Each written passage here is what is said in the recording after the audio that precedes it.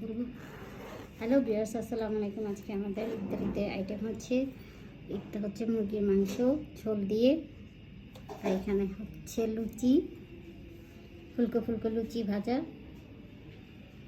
আর এটা হচ্ছে শুকনো মুরগি ভাজা, মানে ভুনা ভুনা, আর এখানে হচ্ছে আলু চপ, পেঁয়াজ, বেগুনি সব একসাথে মিক্স করা।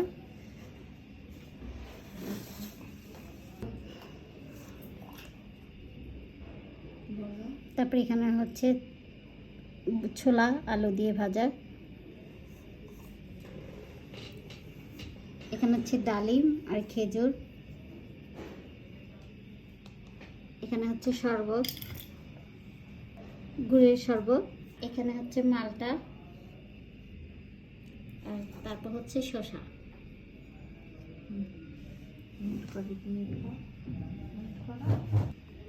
এই হলো আজকে আমাদের ইফতার।